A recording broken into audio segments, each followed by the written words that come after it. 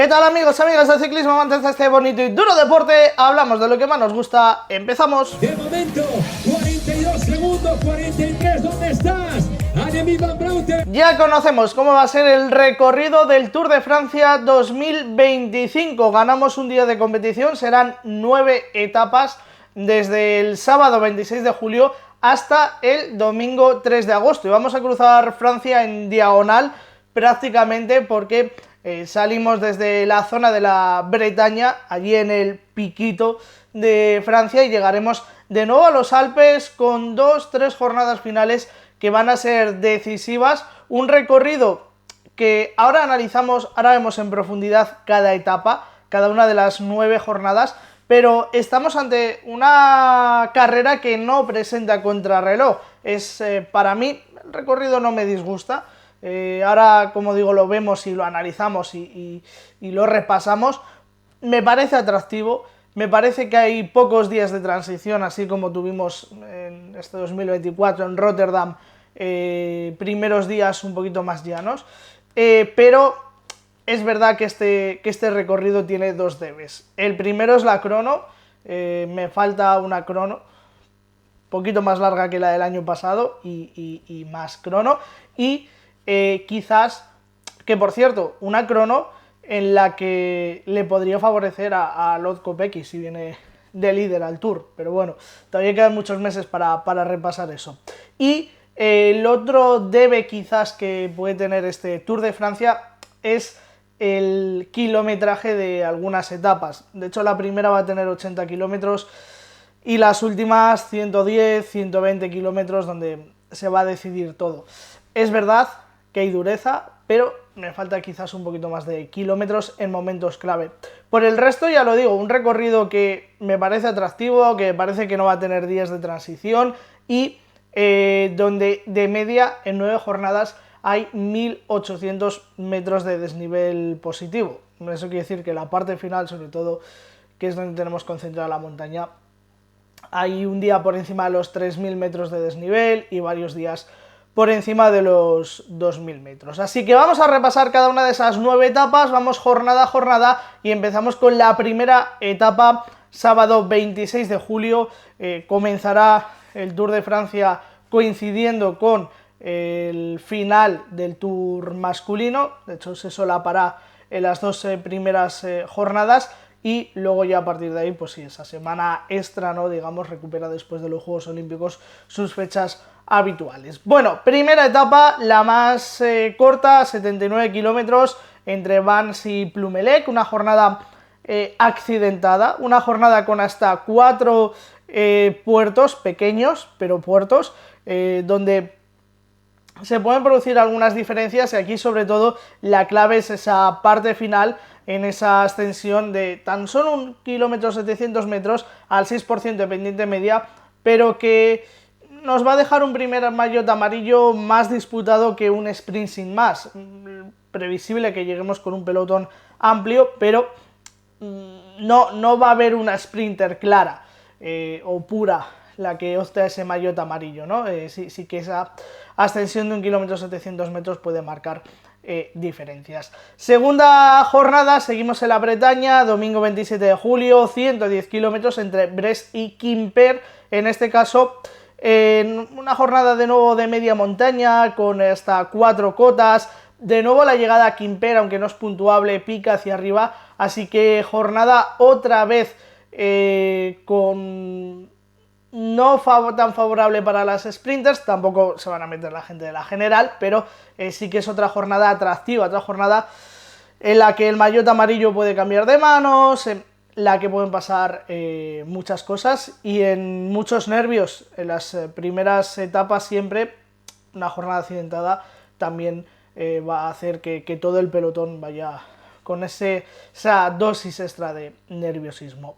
Nos vamos a la tercera etapa, 162 kilómetros, lunes 28 de julio, creo ahora mismo, lo digo de memoria, la más larga, y ahora ya sí, con la llegada a Angers, tan solo un puerto, tan solo una cota puntuable en la primera parte de la etapa, así que ahora ya sí es la primera oportunidad para las sprinters.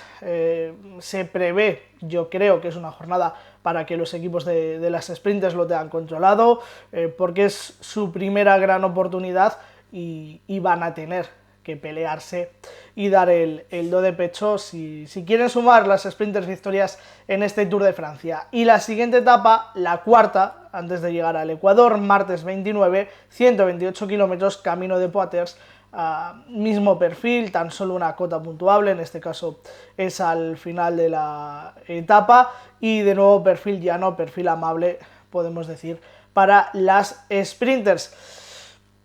Y segunda oportunidad y no van a tener muchas más, así que tercera y cuarta etapa yo creo que van a ir controladas o deberían de ir controladas por las sprinters. Quinta etapa, 166 kilómetros, esta sí es la más larga. Llegamos a Guéret, una jornada que la primera parte se llana hasta el último tercio, pero ahí se acumulan tres cotas, no son muy largas, 1,4 al 5,2, 3,3 al 4,3% y 2,8 al 5,4%, y luego un rapidísimo descenso camino de la línea de meta en Guéret. Creo que es una etapa, salvando mucho las distancias, del estilo que vimos en la llegada a Lieja en el Tour de 2024, donde ganó Puk Peters en ese mano a mano con Vollering y con Niewiadoma. Así que creo que es una jornada en la que si se encienden los fuegos de artificio, los fuegos artificiales antes o en esa parte final, creo que podemos ver una pequeña lucha entre las favoritas a la general. De todas formas, también es una etapa que puede dar muchas opciones a una fuga. Bueno, creo que es la jornada más abierta de este Tour de Francia. La quinta etapa, también larga, como hemos dicho, 166 kilómetros. Creo que es la jornada que puede dar más espacio a sorpresas. Cerramos el mes de julio, jueves 31, con la sexta etapa, 125 kilómetros. Salimos de Clermont-Ferrand y llegamos a Ambert. Primera gran jornada de montaña, con la primera gran ascensión, que es el Col de Bel, 10 kilómetros al 5,6%, eso llegará en el kilómetro 80, es decir, un poquito después del Ecuador, y a partir de ahí apenas habrá descanso, porque luego tendremos esa segunda ascensión prácticamente consecutiva, sin apenas terreno de descansar las piernas, 6,3 kilómetros al 5,5%, luego sí un pequeño descenso un poquito más largos, la ascensión a Valdiers, 4,5 kilómetros al 5,3%, y a partir de ahí un pequeño llano y descenso camino de Ambert. Creo que cambia el signo de la carrera, por supuesto, terminando abajo, y es una carrera en la que todavía nos van a quedar 3 etapas para decidir la clasificación general, pero sí va a ser una primera piedra de toque, una primera prueba de fuego grande para esa clasificación general. La carrera se puede romper relativamente, valga la redundancia, lejos, y creo que es el atractivo de esta etapa.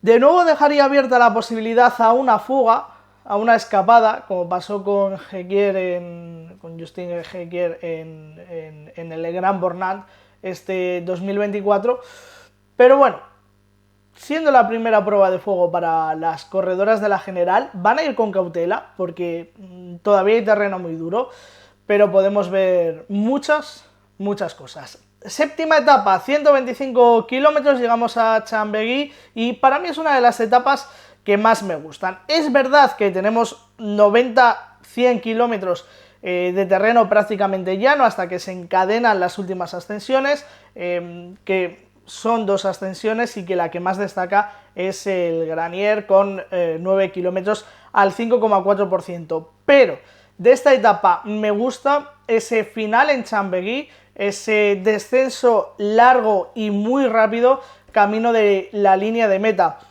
Esa etapa prácticamente monopuerto, los movimientos que se puedan ver se van a ver al final, lógicamente, pero creo que el hecho de terminar abajo puede ser que veamos más movimientos y puede ser que sea un día, el hecho de que sea monopuerto, más fácil para la general. Así que es una etapa que me gusta, pese a no tener muchos puertos, me gusta.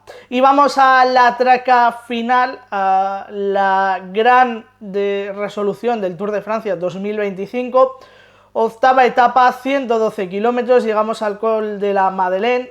De nuevo vuelve a ser etapa monopuerto, porque es verdad que tenemos un primer puerto en el kilómetro 13, y es prácticamente de salida, pues se va a salir y se va a afrontar este primer puerto con 13 kilómetros al 6% de pendiente media, pero luego a partir de ahí tenemos un pequeño descenso, un terreno, bueno, intermedio, sube, baja, luego otro descenso al valle antes de llegar a la Madeleine, que es el gran puerto de la jornada, que es donde se va a ver todos los movimientos.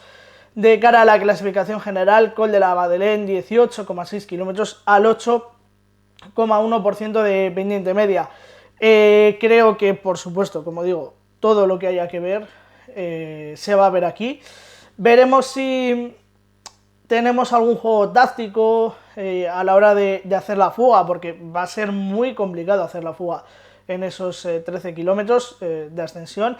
Además, recordemos que es una etapa muy corta, que cuando se supere esta ascensión quedarán 100 kilómetros tan solo para la línea de meta, así que bueno, es una etapa corta, una etapa que puede dar lugar a juegos, pero quizás sí que me falta otra ascensión más en el medio. Aún así, el Col de la Madeleine será muy duro, y creo que van a llegar las corredoras de una en una prácticamente, ¿no? Y vamos a volver a tener juego por esa clasificación general, a no ser que Vollering ponga su modo arrollador y gane la carrera avasallando, ¿no? Como hizo en la Vuelta a España. Y cerramos la carrera el domingo 3 de agosto con una novena etapa, 124 kilómetros, camino de Ports du Soleil, una jornada en la que vamos a tener sobre todo Jux Plan en el kilómetro 66, además en el ecuador de la etapa, 11 kilómetros al 8,5%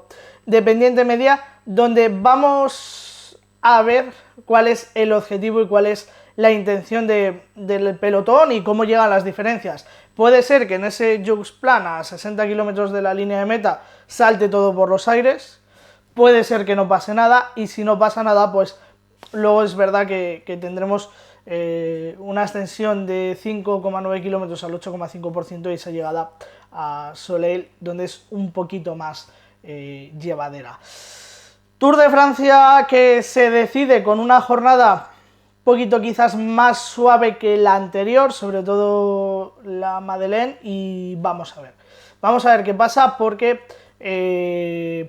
creo que es un recorrido bastante atractivo, creo que es un recorrido donde, como hemos dicho, hay pocas jornadas de transición, hay realmente 2 días para las sprinters. Luego pienso que algunas de las sprinters, como la propia Lorena Vives, etcétera, vamos a ver también el nivel de Bálsamo.